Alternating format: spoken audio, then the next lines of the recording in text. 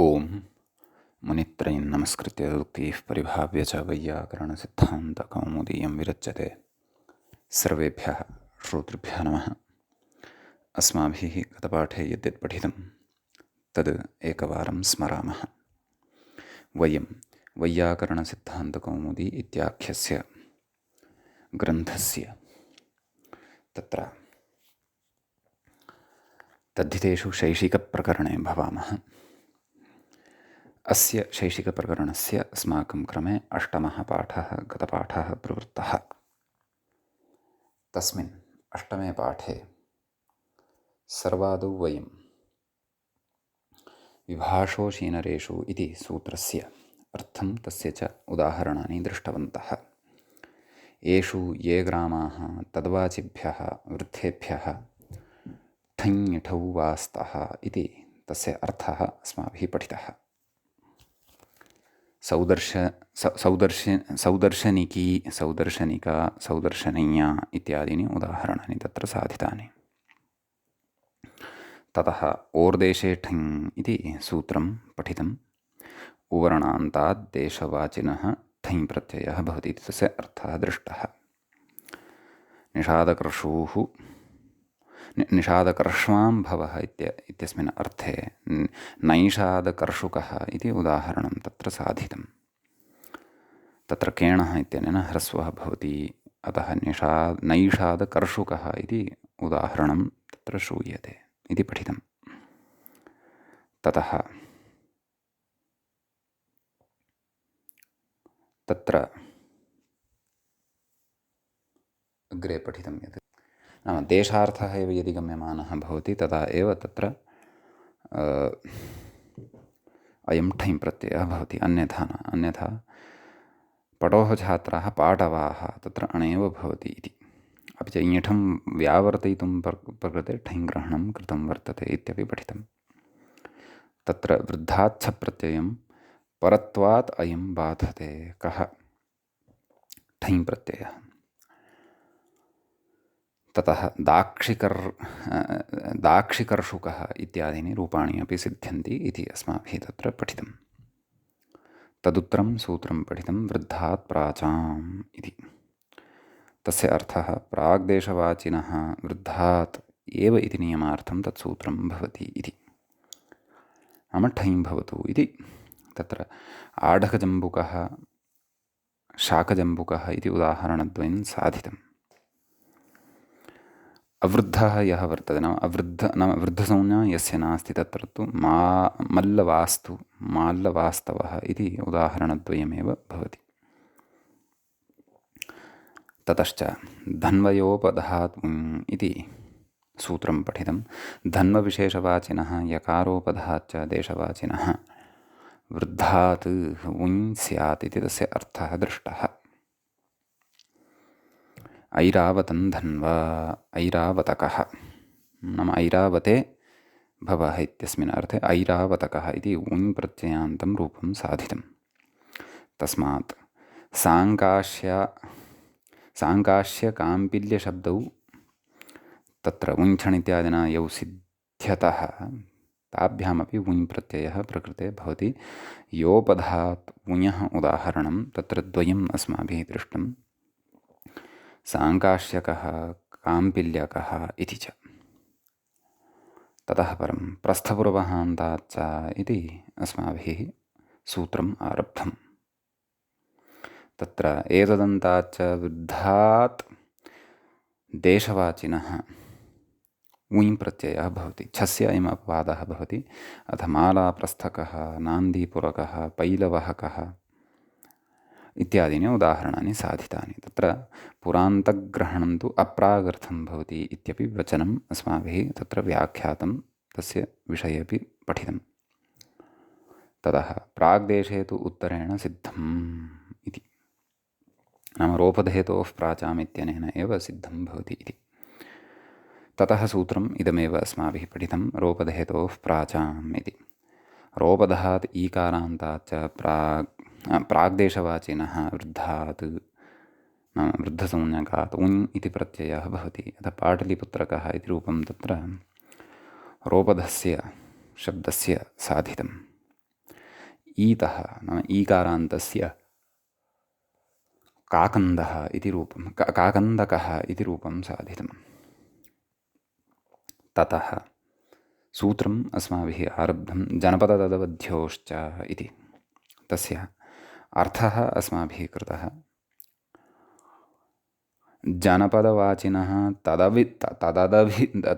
तदवधिवाचिनश्च नाम जनपदवाचकः यः अपि च जनपदस्य अवधिवाचकः यः शब्दः वृद्धसंज्ञकः सः स्यात् यदि तर्हि तस्मादपि उञ् इति प्रत्ययः भवति इति। आदर्शकः त्रैगर्तकः इत्यादीनि उदाहरणानि तत्र अस्माभिः साधनीयानि वर्तन्ते। आम्, एतावता तु सूत्रार्थः एव गतपाठे अस्य अस्माभिः कृतः आसीत्। व्याख्यायाञ्च काकन्दीनामदेशः तत्र भव इत्यर्थः इति गतसूत्रस्य विषये उक्त्वा ततः जनपदतदवध्योश्च इति सूत्रारम्भः कृतः। एतावान् विषयः अस्माभिः गतपाठे तत्र स्पृष्टः। अधुना अस्माभिः ततः अग्रे अस्ति पठनीयम्। एवञ्च अयम् आसीत् अष्टमः पाठः तद्धितप्रकरणस्य। अधुना तावत् तद्धितप्रकरणेपि शैशिकप्रकरणस्य। अधुना तावत् शैशिकप्रकरणस्यास्य तत्र नवमः पाठः भवति आरब्धः। अस्मिन् नवमे पाठे तदेव जनपदतदवध्योश्च इति सूत्रस्य उदाहरणम् आदौ द्रष्टव्यं वर्तते। तत्र आदर्शकः इति उदाहरणं प्रदत्तं वर्तते, यस्य च अस्माभिः सिद्धिः कर्तव्या वर्तते। तत्रोच्यते आदर्शको व्याख्याता कथयति आदर्शो नाम जनपदः इति। कश्चन जनपदः वर्तते, तस्य नाम इदं वर्तते आदर्शः इति। तत्र भवः इत्यस्मिन् अर्थे तत्र प्रत्ययः तत्र भवः इत्यर्थः इत्युक्तं तस्मिन् अर्थे प्रकृतसूत्रेण वुञ् प्रत्ययः एवं किल। वुञ् सति तस्य अकादेशादिकं सर्वं विधाय ततः आदर्श अक आदिवृद्धिः पर्जन्यवल्लक्षणप्रवृत्त्या भवति। ततः वु इत्यस्य स्थाने अकादेशः भवति,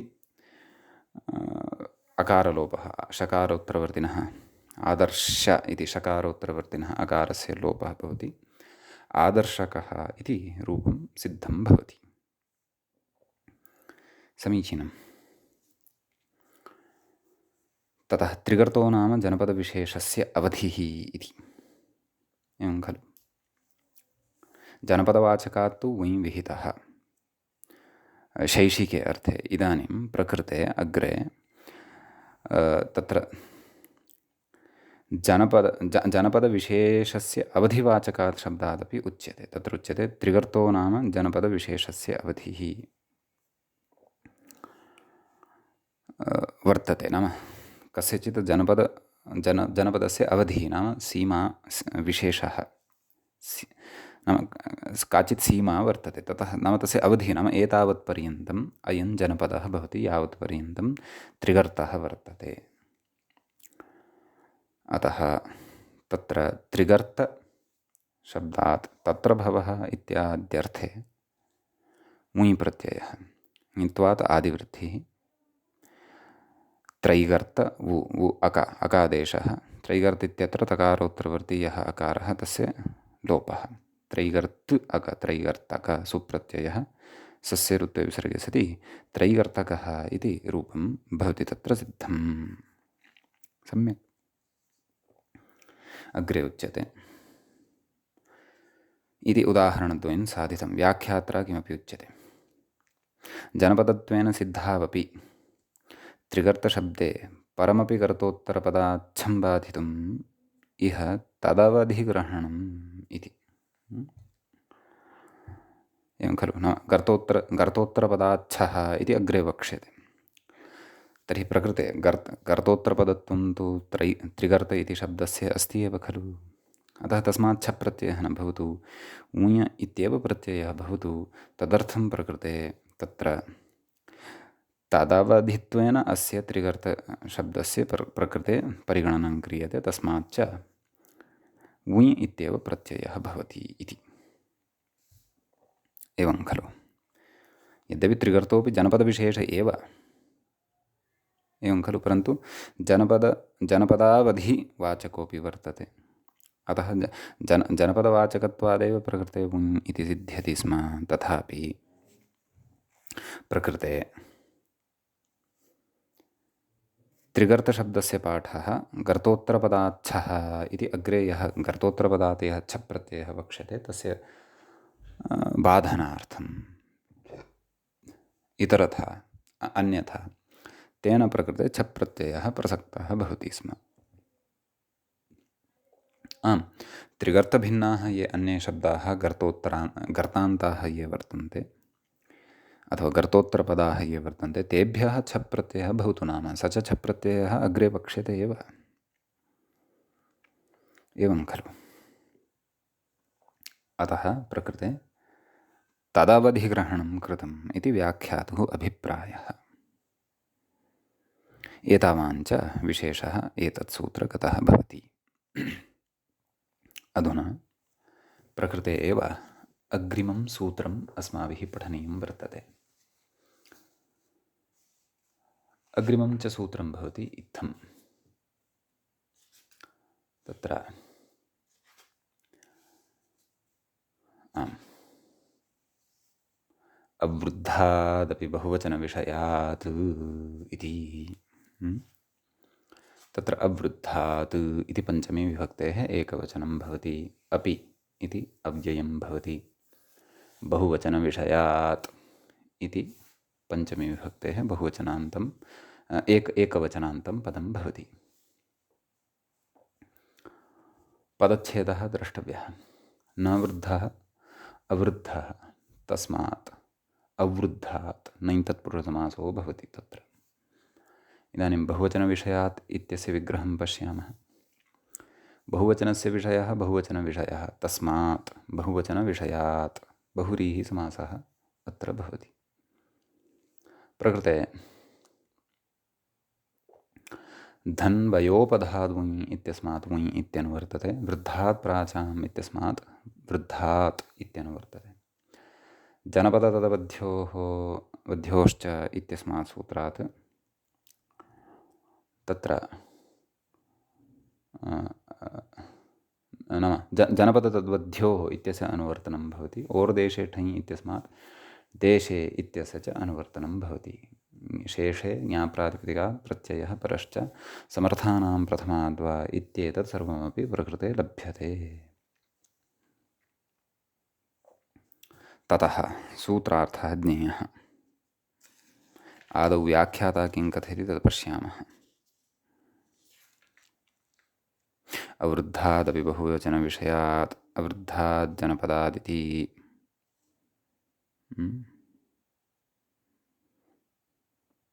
तत्र सूत्रार्थः द्रष्टव्यः। आदौ तत्र उच्यते अवृद्धात् वृद्धाच्च। अतः अपि इति शब्दः अस्ति खलु सूत्रे, अतः तेन अवृद्धात् इत्यस्य ग्रहणं कृतं चेत् वृद्धात् इत्यस्यापि पदस्य ग्रहणं भविष्यति अपि इति पदसामर्थ्यात्। अतः उच्यते तत्र अवृद्धात् वृद्धाच्च जनपदतदवधिवाचिनः, नाम तादृशः तदवधिवाचिनः, नाम जनपदवाची अथवा तदवधिवाची यः शब्दः, यः वृद्धसंज्ञको वा अवृद्धसंज्ञको वा, तादृशात् बहुवचनविषयात्, नाम बहुवचनत्वं तत्र विवक्षितं स्यात्, तस्य बहुवचनं तस्य विषयः स्यात्, तद् उदाहरणे स्फुटीभविष्यति। बहुवचनविषयात् प्रातिपदिकात् वुञ् स्यात्, नाम एतादृशात् बहुवचनविषयात् प्रातिपदिकात् वुञ् इति प्रत्ययः भवति इत्यर्थः। समीचीनम् इति सूत्रार्थः। तत्र अग्रे च कथयति अवृद्धादणो वृद्धाच्छस्यापवादः, नाम अवृद्धात् अणप्राप्तः भवति, वृद्धात् तु छप् प्रत्ययः प्राप्तः भवति, अतः अवृद्धात् अण न भवतु वृद्धात् च छः न भवतु इति तयोः उभयोः अपि बाधः स्यात्, मुञः एव प्रवृत्तिः स्यात्, अतः तौ उभौ अपि प्रत्ययौ प्रबाध्यप्रकृते वुञ् एषः यः उक्तः वर्तते अवृद्धादपि बहुवचनविषयात्, तेन सः वुञ् अपवादः सम्पद्यते येन न प्राप्तिन्यायेन। एवं खलु। अग्रे कथयति अवृद्धात् जनपदात् इति मूले उक्तं खलु। अवृद्धात् जनपदात् कोऽर्थः? तदेव तत्र व्याख्या कथयति। एतावत् तु सर्वोऽपि विषयः सामान्यः इति कृत्वा नोक्तवान् सः। किं कथयति उदाह्रियते इति शेषः, नाम अवृद्धात् जनपदात्, नाम तादृशजनपदवाचकात् शब्दात् यस्य वृद्धसंज्ञा नास्ति, तस्मात् अत्र शैशिके अर्थे वुञ् प्रत्ययम् उदाहरामः इत्यर्थः। उदाहृतम् आङ्गकः इति। तर्हि तत्र कथं विग्रहः इति चेत् अङ्गेषु भवः आङ्गकः, तत्र अङ्गाः जनपदः इति खलु उच्यते। तत्र अङ्गशब्दात् तत्र अणप्रत्ययः क्रियते चातुरर्थिकः, तस्य च जनपदे लुप् इत्यनेन लुप् भवति। एवं खलु। अतः तत्र अङ्गाः जनपदः तत्र युक्तवद्भावः यदा क्रियते लुपियुक्तवद्व्यक्तिवचने इत्यनेन अङ्गाः जनपदः इत्युच्यते। अङ्गेषु तत्र अङ्गाः सन्ति अस्मिन् देशे इत्यादि अर्थम् आदाय यदा तत्र अस्माभिः विग्रहः क्रियते, स च सर्वोऽपि विषयः पूर्वम् अस्माभिः पठितः वर्तते। लुपियुक्तवद्व्यक्तिवचने इति नियमेन तत्र बहुवचनत्वं भवति, प्रकृतिवत् लिङ्गं वचनं च भवति, अतः अङ्गाः जनपदः इत्युच्यते। अङ्गेषु भवः इति इदानीम् अग्रिमः अर्थः अस्माभिः अत्र आरब्धव्यः वर्तते, नाम शैशिकः अर्थः। अङ्गेषु भवः इत्यस्मिन् अर्थे तत्र अङ्ग इत्यस्मात् शब्दात् अथवा अङ्ग सुप् इति सुबन्तात् वुञ् प्रत्ययः, तर्हि अङ्ग वुञ्, वुञ् च ङित्, अतः आदिवृद्धिः।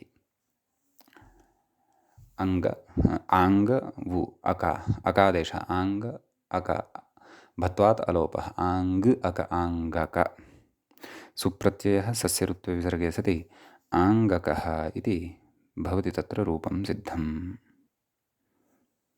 समीचीनम्। ततः तत्र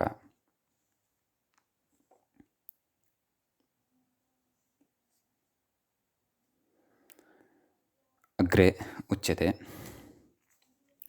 अवृद्धाज्जनपदावधेः, अत्रापि किम् उदाह्रियते इति शेषः इति योजनीयम्। इदानीं जनपदस्य अवधिवाचकः शब्दः गृह्यते, किञ्च अवृद्धः नाम वृद्धसंज्ञकः न इति।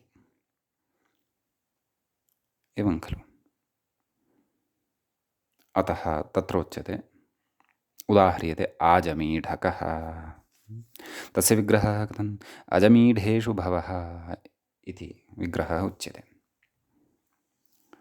अजमीढः अजमीढेषु भव इति, अजमीढः नाम तद् अजमेर् इति अद्यत्वे यदुच्यते, अजमीढेषु भवः इति विग्रहः उच्यते।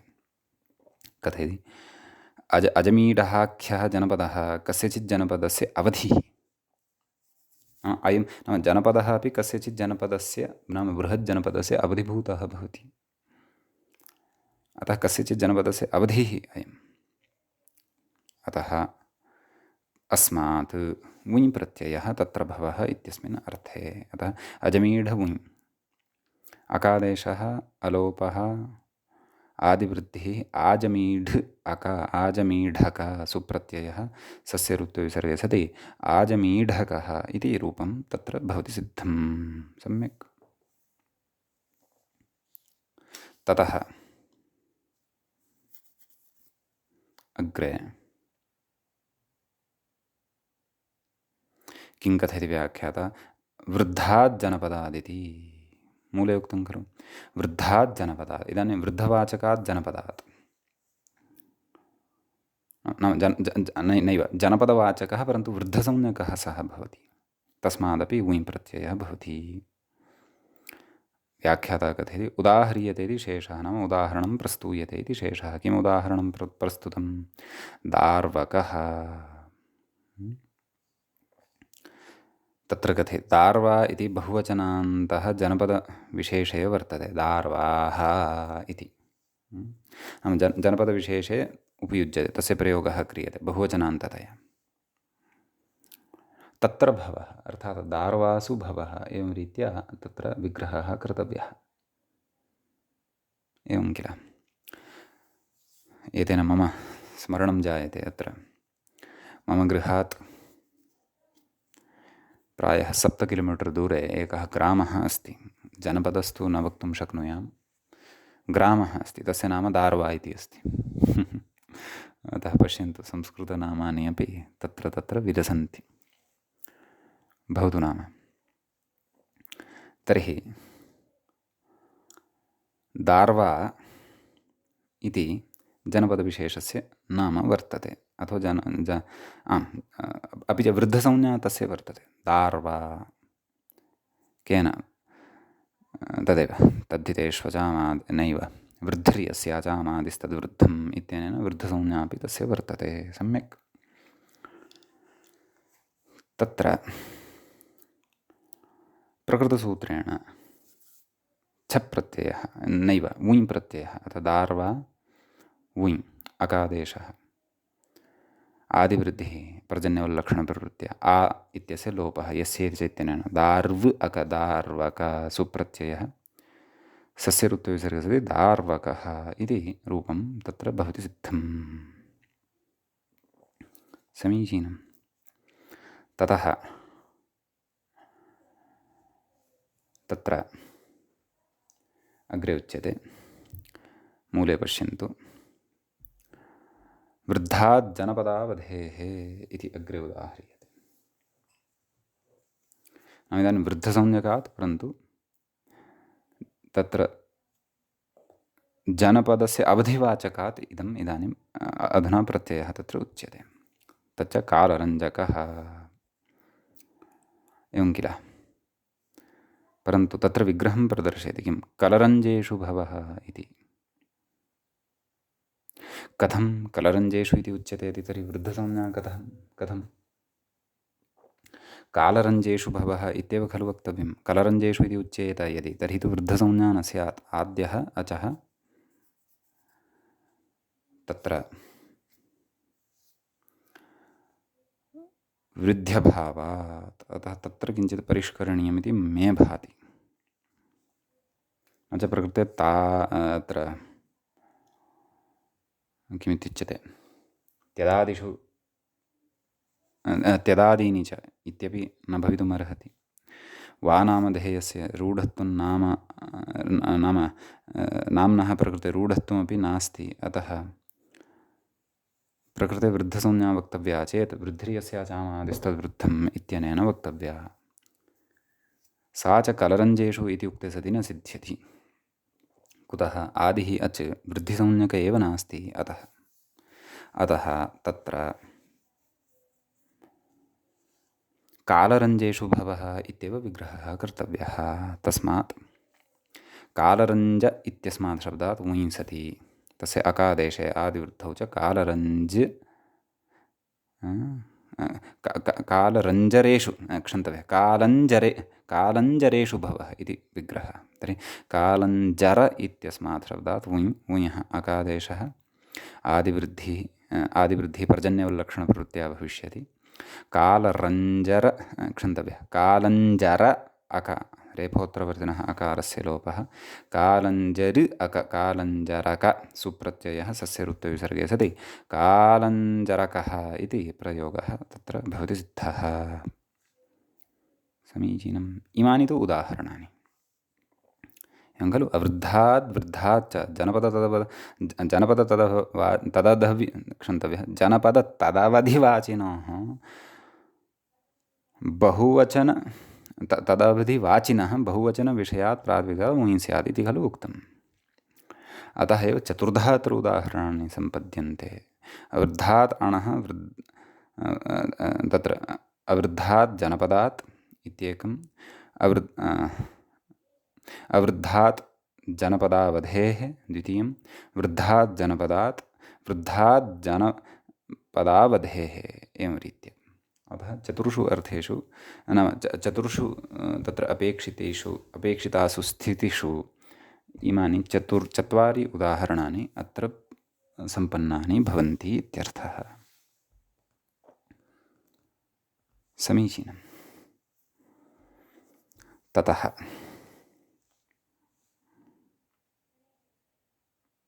अग्रे सूत्रम् अत्र पठनीयं नैव मूले कश्चन विषयः इतोपि वर्तते। व्याख्यात्रा सः विषयः न स्पृश्यते, वयं स्पृशामः। विषयग्रहणं किम् इति कथयति। नाम अवृद्धादपि बहुवचनविषयात् इति खलु उक्तम्।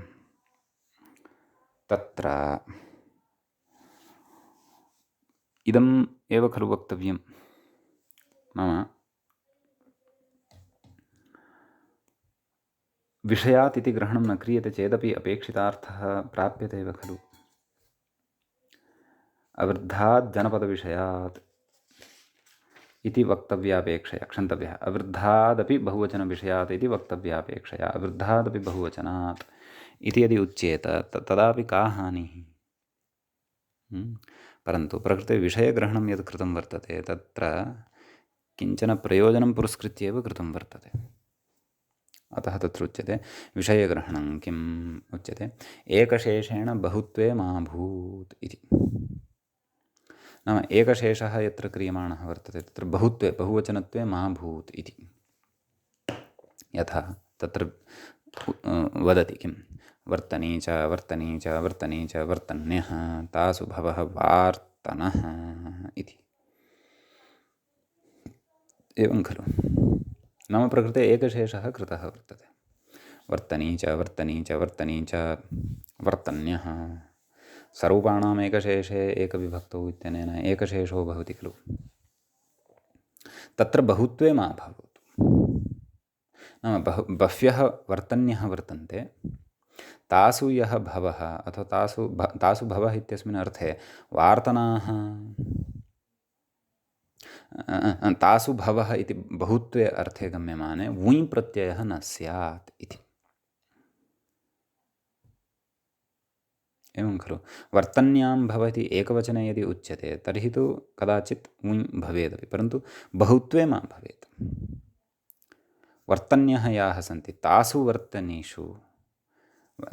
वर्तनीषु यः भवः तत्र तु सः तु वार्तनः एव भवति, न तु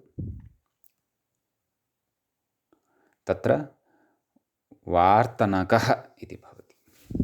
तत्र मुय् नापेक्षितः, तत्र औत्सर्गिकः अणेव अपेक्षितः। अतः अस्मिन् नाम तत्र बहुत्वे अपि अकः वुञः प्रवृत्तिः यथा न स्यात्, अण एव प्रवृत्तिः यथा स्यात्, तदर्थं सूत्रे विषयग्रहणं कृतं वर्तते इत्यर्थः।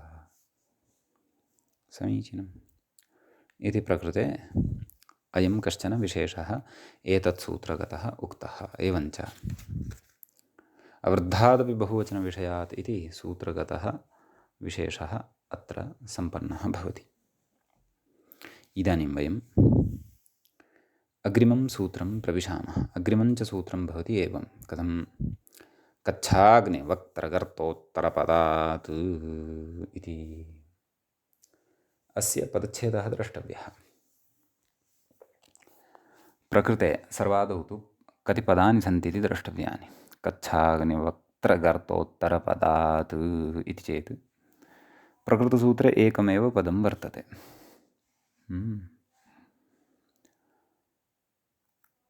पञ्चमी विभक्तेः एकवचनं भवति, तस्य विग्रहः द्रष्टव्यः। कच्छश्च, अग्निश्च, वक्त्रञ्च, वर्तश्च,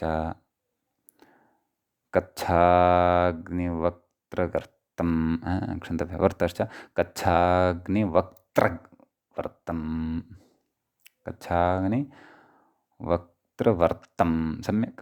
ततः प्रकृते समाहारद्वन्द्वं वर्तते। उत्तरञ्च तत्पदम् उत्तरपदं कर्मधारयः तत्र भवति। ततः अग्रे पुनः अत्र विग्रहः, समग्रः विग्रहः उच्यते। कच्छाग्निवक्त्रवर्तोत्तरपदात् इति उच्यते। नैव, ततः अपि पूर्वं कच्छाग्निवक्त्रवर्तम् उत्तरपदं यस्य, तद् कच्छाग्निवक्त्रवर्तोत्तरपदं, तस्मात् कच्छाग्निवक्त्रवर्तोत्तरपदात् इति। एवं किल, नाम तादृशं पदमपेक्षितं यत्पदं तत्र कच्छोत्तरपदं स्यात्, नाम यस्य उत्तरपदं कच्छ इति स्यात्, अथवा अग्न्युत्तरपदं स्यात्, अर्थात् उत्तरपदत्वेन अग्निशब्दः तत्र स्यात्, अथवा वक्त्रोत्तरपदं स्यात्, अथवा वर्तोत्तरपदं स्यात्। तादृशानि पदानि प्रकृते अपेक्षितानि भवन्ति। तादृशेभ्यः तत्र उञ् इति प्रत्ययः भवति इति। एवं खलु। किं कथयति व्याख्याता, तत् पश्यामः आदौ। कथयति कच्छाग्नि, कच्छ, अग्नि, वक्त्र, वर्त एतदुत्तरपदादित्यर्थः, शेषपूरणेन सूत्रं व्याचष्टे। एवं खलु। नाम प्रकृतसूत्रं प्रति अवृद्धादपि बहुवचनविषयात् इत्यस्मात् अवृद्धादपि इति अनुवर्तते। धन्वयोपधात् वुञ् इत्यस्मात् वुञ्, वृद्धात् प्राचाम् इत्यस्मात् वृद्धात्, ओर्देशे ठञ् इत्यस्मात् सूत्रात् देशे, शेषे ज्ञाप्रातिपदिकात् प्रत्ययः परश्च समर्थानां प्रथमाद्वा एते अपि अधिकाराः अत्र यथावत् लभ्यन्ते। एवं किल। शेषपूरणेन सूत्रं व्याचष्टे, नाम शेषपूरणेन सूत्रं व्याख्याति। किं कथयति पश्यन्तु। देशवाचिन इति उपरि पश्यन्तु। देशवाचिभ्यः वुञ्, देशवाचिनः इति आमामां देशवाचिनः इत्येव उक्तं। देशवाचिनः वृद्धात् अवृद्धात् च वुञ् स्यात् इति। नाम देशवाचकः यः शब्दः कीदृशः, कच्छोत्तरपदः, अग्न्युत्तरपदः, वक्त्रोत्तरपदः, वर्तोत्तरपदो वा, तस्मात् वुञ् इति प्रत्ययो भवति इत्यर्थः। एवं खलु। तत्र अग्रे उच्यते छाणोरपवादः इति। नाम व्याख्यात्र उच्यते इदं। नाम छप्रत्ययस्य अणप्रत्ययश्च प्रत्ययस्य च अयम् अपवादो भवति इति उदाह्रियते। दारुकच्छकः, कथं विग्रहः व्याख्यात्र प्रदर्श्यते। दारुकच्छे भवः इत्यर्थः। नाम दारुकच्छः कश्चन तत्र कस्यचित् देशविशेषस्य नाम वर्तते, तत्र च तस्य च कच्छोत्तरपदत्वं वर्तते एव खलु। अतः प्रकृते वुञ् प्रत्ययः भवति। वुञ् प्रत्यये सति च तत्र दारुकच्छ वुञ्, वुञः वु इत्यस्य अकादेशो भवति। दारुकच्छ वु अक, दारुकच्छ अक। दारुकच्छ इत्यत्र यः अकारः तस्य लुक् भवति, पर्जन्यवल्लक्षणप्रवृत्या आदिवृत्ति। दारुकच्छ अक, दारुकच्छक इति रूपं तत्र सिद्धं भवति। अतः दारुकच्छकः इति रूपं तत्र एकं। ततः परं तत्र भवन्तः पश्यन्ति चेत् अग्रिमं तत्र उदाहरणं दत्तं काण्डाग्नकः इति। नाम अग्न्युत्तरपदात् वुञः उदाहरणम् इदं भवति। एवं किल तत्र उच्यते विग्रहः उच्यते व्याख्यात्र काण्डाग्नौ भवः इत्यर्थः। एवं खलु। तर्हि तत्र काण्डाग्नि इत्यस्मात् शब्दात् वुञ् प्रत्ययः आदिवृद्धिः पर्जन्यवल्लक्षणप्रवृत्त्या। अकादेशः इलोपः यस्य इति चैतन्येन काण्डाग्न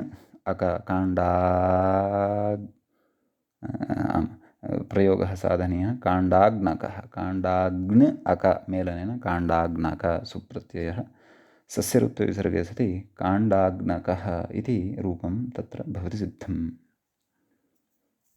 एवं खलु। ततः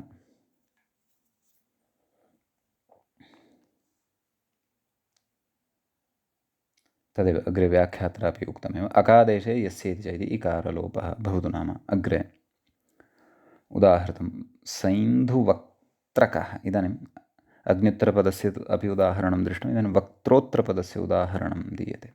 सैन्धुवक्त्रकः इति तत्र विग्रहं दर्शयति व्याख्याता सिन्धुवक्त्रे भवः इत्यर्थः। एवं खलु। तर्हि सिन्धुवक्त्र इत्यस्मात् शब्दात् वुञ् प्रत्ययः आदिवृद्धिः अकादेशः अलोपः सैन्धुवक्तृ अक सैन्धुवक्त्रक सुप्रत्ययः सस्य ऋत्वविसर्गे सति सैन्धुवक्त्रकः इति रूपं तत्र भवति सिद्धम्। समीचीनम्। इति वक्त्रोत्तरपदस्य उदाहरणम्। इदानीं वर्तोत्तरपदस्य उदाहरणम् अस्ति बाहुवर्तकः इति। तत्र विग्रहं प्रदर्शयति व्याख्याता बहुवर्ते भवः इत्यर्थः। तर्हि बहुवर्त इत्यस्मात् शब्दात् वुञ् प्रत्ययः तत्र भवः इत्यस्मिन् अर्थे आदिवृद्धिः अकादेशः बहुवर्त इत्यत्र अकारस्य लोपः बहुवर्त् अक बहुवर्तक ततः सुप्रत्ययः सस्य ऋत्वविसर्गे सति आदिवृद्धिः अपि कृता वर्तते खलु बाहुवर्तकः इति रूपं तत्र भवति सिद्धं। सम्यक्। एतावानेव च विशेषः अस्मिन् सूत्रे भवति। इदानीं वयम् अग्रिमं सूत्रं पठामः। अग्रिमं सूत्रं च भवति एवं धूमादिभ्यश्च इति। सूत्रे द्वे पदे स्तः धूमादिभ्यः इति एकं च इति अपरं। तत्र धूमः आदौ येषां ते धूमादयः इति विग्रहः उच्यते। च इति अव्ययपदं भवति। प्रकृते धन्वयोपधात् वुञ् इत्यस्मात् वुञ् इत्यनुवर्तते ओर्देशे ठञ् इत्यस्मात् देशे शेषे ज्ञाप्रातिपदिकात् प्रत्ययः परश्च समर्थानां प्रथमाद्वा इति एते च अधिकाराः अत्र लभ्यन्ते। समीचीनम्। विग्रहं श्रुत्वैव ज्ञायते यत् प्रकृते कश्चन गणः विवक्षितः धूमादिगणः। तस्मिन् गणे शब्दाः कानिचन गणसूत्राणि च वर्तन्ते तानि एकवारम् अथवा ते शब्दाः एकवारम् अस्माभिः पठनीयाः। उच्यन्ते धूम षण्ड शशादन अर्जुनाव माहकस्थली आनकस्थली महिषस्थली मानस्थली अट्टस्थली मद्रकस्थली समुद्रस्थली दाण्डायनस्थली राजस्थली विदेह राजगृह सात्रासाः क्षन्तव्यः रात्रासाः षष्प मित्रवर्ध मित्रवर्ध मज्जारी मद्रकूल आजीकूल द्व्यहव द्व्याहव त्र्यहव त्र्याहव संस्फाय बर्बर वर्ज्य गर्त आनर्त माठर पाथेय घोष पल्ली आराज्ञी धार्तराज्ञी आवय तीर्थ कूलात् सौवीरेषु समुद्रान्नाविमनुष्ये च कुक्षी अन्तरीप द्वीप अरुण उज्जयिनी पट्टार दक्षिणापथ साकेत इति एते शब्दाः प्रकृते धूमादिगणे पठिताः वर्तन्ते। सम्यक्। कः सूत्रस्य अर्थः इति चेत् तत्र कथयति व्याख्याता देशवाचिभ्यः वुञ् शेषपूरणम्। नाम मूले पश्यन्तु, धूमादिभ्यः नाम धूमादयः ये शब्दाः वर्तन्ते देशवाचकाः तेभ्यः वुञ् इति प्रत्ययो भवति इत्यर्थः। उदाहरणद्वयं प्रदत्तं, धौमकः तैर्थकः इति। एवं खलु। तत्र उदाहरणानां विषये व्याख्याता न किमपि कथयति, तत्र धौमकः इत्यादीनि रूपाणि अस्माभिः स्वयमेव साधनीयानि। नाम धूमाख्यः कश्चन देशः, तत्र भवः यः सः धौमकः भवति। ऊञ् प्रत्ययः भवति, ञत्वादादिवृद्धिः। धौम अक मकारोत्तरवर्तिनः अकारस्य लोपः, धौमक सुप्रत्ययः सस्य रुत्वे विसर्गे सति धौमकः इति रूपं सिद्ध्यति। ततः तैर्थकः नाम तीर्थे भवः इत्यस्मिन् अर्थे तत्र नाम तीर्थाख्ये देशे अथवा तीर्थाख्ये स्थानविशेषे यः भवः तस्मिन् अर्थे प्रकृते धूमादिभ्यश्चेत्यनेन वुञ् प्रत्ययः अकादेशः। एवं खलु। आदिवृद्धिः अकारलोपः तैर्थ अक तैर्थक सुप्रत्ययः सस्य रुत्वे विसर्गे सति तैर्थकः इति रूपं सिद्धं भवति। अन्येपि शब्दाः तत्र पठिताः ये सन्ति तान् गृहीत्वा रूपाणि साधयितुं शक्नुमः। पट्टार इति एकः शब्दः वर्तते तत्र। अत्र मम गृहात् हिमाचलेषु प्रायः 25 वा 30 क्रोशेभ्यः अथवा किलोमीटर् इति यदा आधुनिके काले उच्यते तत् दूरम् एकः ग्रामः पट्टा इति। तर्हि पट्ट इति शब्दादेव तदपि आगतं स्यात्। प्रकृते पट्टार इति शब्दः दृश्यते। किञ्चित् साम्यम् अन्वेषयामि तावदेव। एवञ्च धूमादिगणे पठिताः सन्ति अन्ये ये शब्दाः, तेभ्यः शब्देभ्यः अपि प्रकृते प्रत्ययानां विधानं नाम ऊञः विधानं कृत्वा अपेक्षितानि रूपाणि प्राप्तुं शक्यन्ते। समीचीनम्। एतावान् विषयः एतत् सूत्रगतः भवति धूमादिभ्यश्च इति। इदानीम्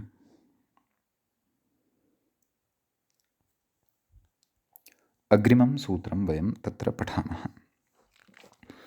अग्रिमं सूत्रं भवति एवं, नगरात् कुत्सनप्रावीण्ययोः इति। तत्रोच्यते, तत्र पदपरिचयः आदौ नगरात् पञ्चम्यन्तं भवति, कुत्सनप्रावीण्ययोः इति तत्र सप्तमी विभक्तेः द्विवचनं भवति। एवं खलु।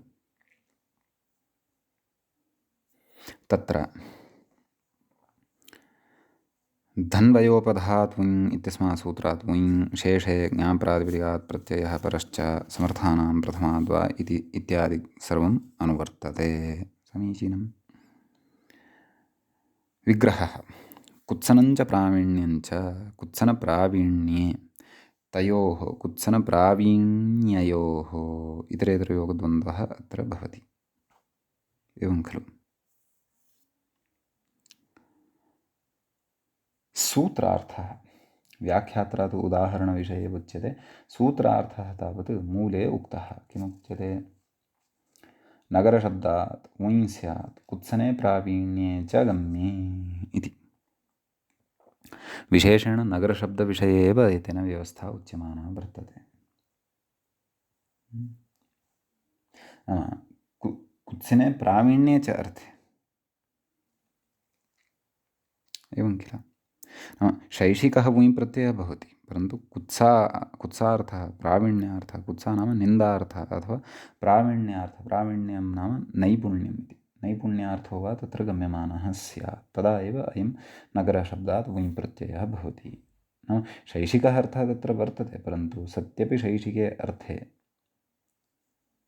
विशेषः अपि तत्र अयं वर्तते।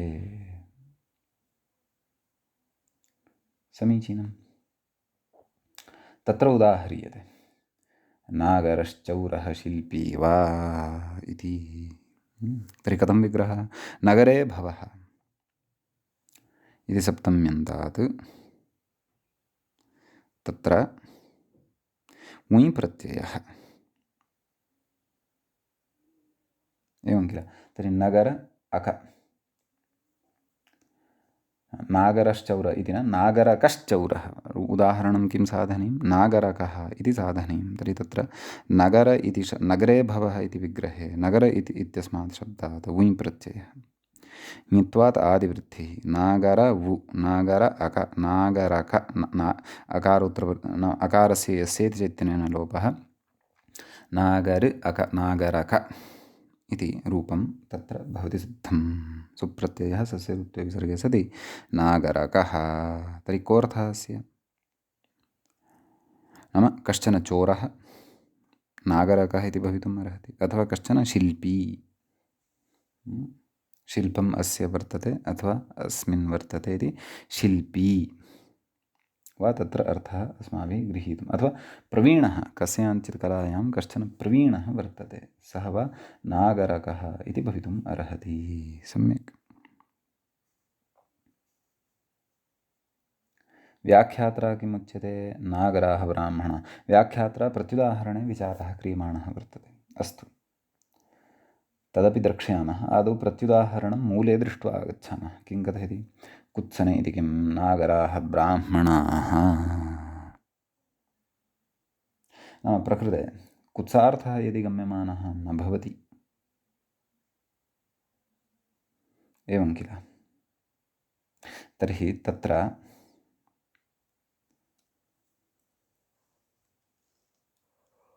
वुञ् इति प्रत्ययः न भवति, अपि तु अणेव भवति इति। नाम कुत्सार्थोऽपि यदि न भवति, अपि च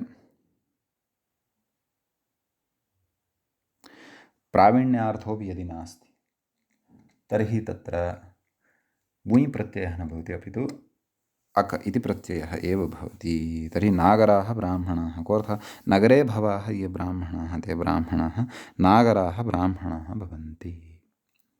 नाम ब्राह्मणेषु तत्र कुत्सा अपि न भवति। यस्मिन् यदि भवत्यपि तर्हि सः न ब्राह्मणः इत्यपि स्पष्टतया ज्ञेयम्। एवं खलु। अतः तत्र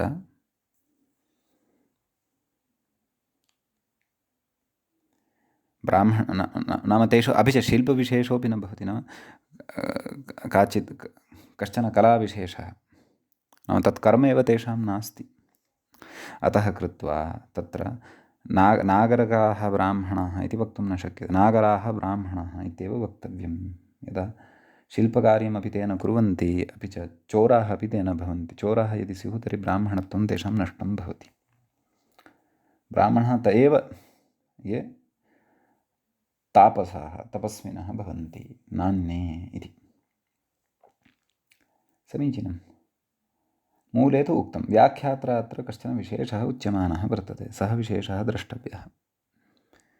किमुच्यते चेत् तत् पश्यामः। नागराः ब्राह्मणाः इति अग्रे कथयति। कत्र्यादिषु ढकञ् इति खलु पठितं। कत्र्यादिषु माहिष्मती साहचर्येण समुज्ञाभूतस्य एव नगरशब्दस्य ग्रहणम् अतो न ढकञ्। नाम कत्र्यादिषु तत्र माहिष्मतीति संज्ञाभूतस्यैव ग्रहणं कृतं वर्तते। नगरशब्दस्तु प्रकृते संज्ञाभूतः न स्वीक्रियते, अतः ढकै प्रत्ययः प्रकृते न भवति इति। पूर्वं नागरे अकः इति रूपं यद् साधितम् अस्माभिः ढकञः पक्षे, तत्र संज्ञात्वं गम्यते इति कथयति एषः व्याख्याता। अतः ढकै न भवति इति।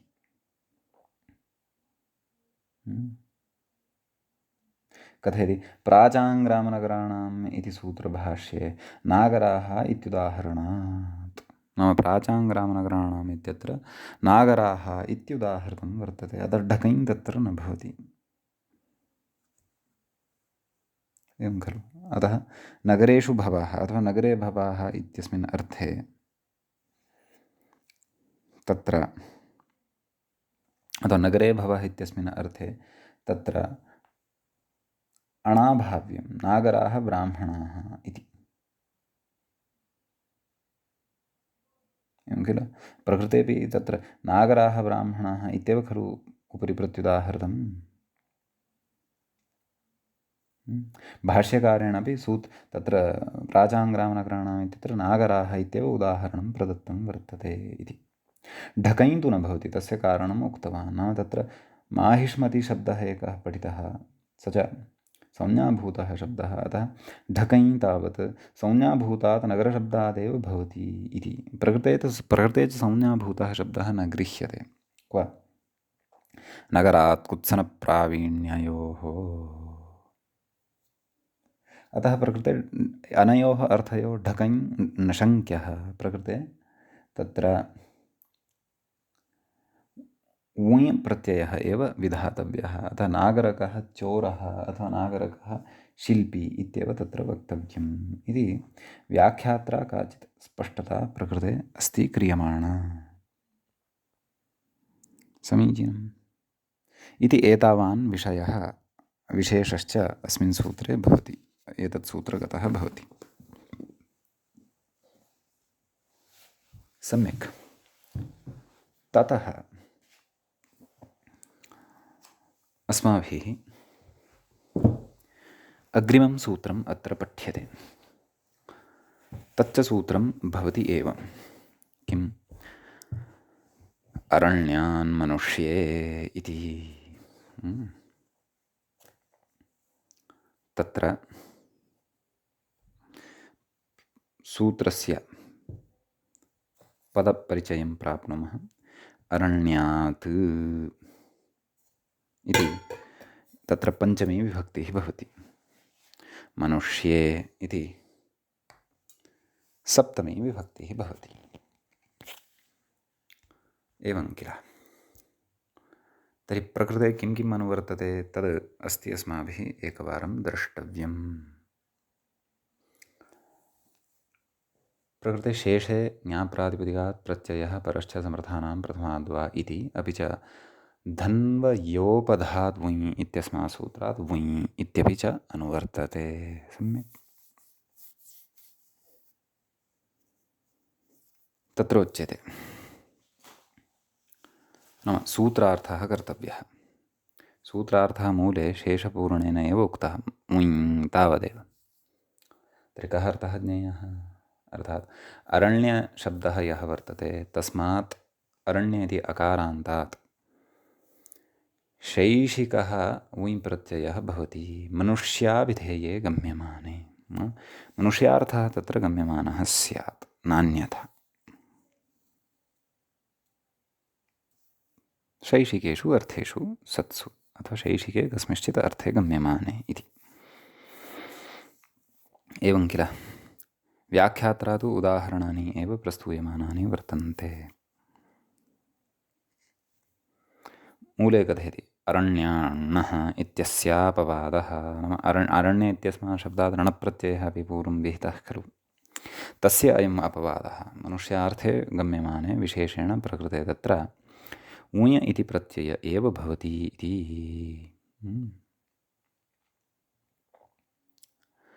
तत्र तावत् वार्तिककारः कथयति, भोः मनुष्ये इति तावदेव न पर्याप्तम्, अत्र अन्येपि अर्थाः ग्राह्याः। तर्हि के तत् कथयति? पथ्यध्यायन्यायविहारमनुष्यहस्तिष्विति वाच्यम्। नाम सूत्रम् अरण्यान् मनुष्ये एवं न, एवं कर्तव्यं। कथम्? अरण्यात् पथ्यध्यायन्यायविहारमनुष्यहस्तिषु,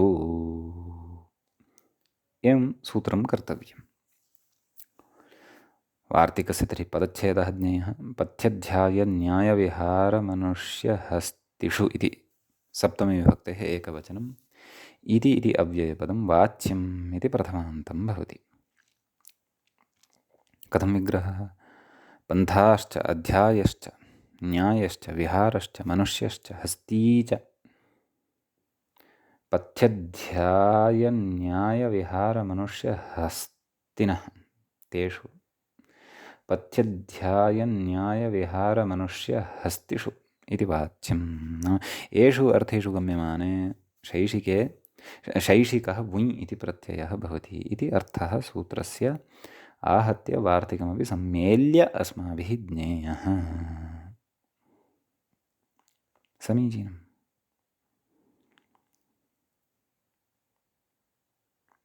तदेव अग्रे अग्रे तत्र उदाहरति। नाम एकेन वाक्येन उदाहरणमपि कथयति, सर्वान् अर्थान् अपि कथयति। किं कथयति? मूले पश्यन्तु। आरण्यकः पन्थाः अध्यायो न्यायो विहारो मनुष्यो हस्ती वा। नाम भिन्नेषु भिन्नेषु अर्थेषु ये ये अर्थाः अत्र उक्ताः सन्ति तैः सह आरण्यकः इत्यस्य अन्वयः भवति। अतः आरण्यकः पन्थाः इति एकम् उदाहरणम्। आरण्यकः अध्यायः इति अपरम् उदाहरणम्। आरण्यकः न्यायः इति अपरम् उदाहरणम्। आरण्यकः विहारः इति च अग्रिमम् उदाहरणम्। आरण्यकः मनुष्यः इति अन्यद् उदाहरणम्। आरण्यकः हस्ती इति च अन्यद् उदाहरणं भवति। तत्र व्याख्याता कथयति पन्थाः अध्यायो न्यायो विहारो मनुष्यो हस्ती वा। नाम अयम् आरण्यकः, एषः मार्गश्चेत् आरण्यकः। आरण्यकः इत्यस्य च कथं विग्रहः? अरण्ये भवः इत्यादि विग्रहं पुरस्कृत्य, नाम एतं विग्रहं पुरस्कृत्य तत्र समन्वयनं कर्तव्यम्। अरण्ये भवः अरण्ये जातः वा इति वा तत्र अर्थः कार्यः। सम्यक्।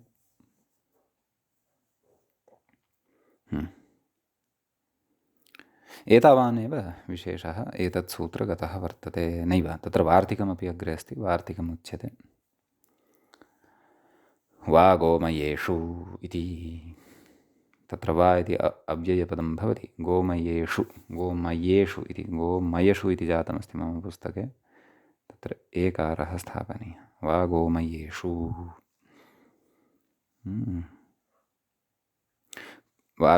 व्याख्याता कथयति वार्तिकमिदं। अर्थः कः अर्थः अस्य ज्ञेयः इति चेत् गोमयाभिधेये सति, अर्थात् गोमयार्थः यदि विवक्षितः भवति तदा अरण्यशब्दात् विकल्पेन मुञ् प्रत्ययः भवति इति। सम्यक्। गोमयाश्च, गोमयः कश्चन एक एव भवति इति नास्ति, बहवः भवितुम् अर्हन्ति। एवं खलु। घृतं, गोमयं, क्षीरं, दुग्धं, क्षीरं, दधि इत्यादिकं सर्वमपि गोमयम् इत्यनेन गृहीतुं शक्यते। परन्तु प्रकृते गोमय इति शब्दः कश्चन देशविशेषवाचकः वा न वा इत्येव किल।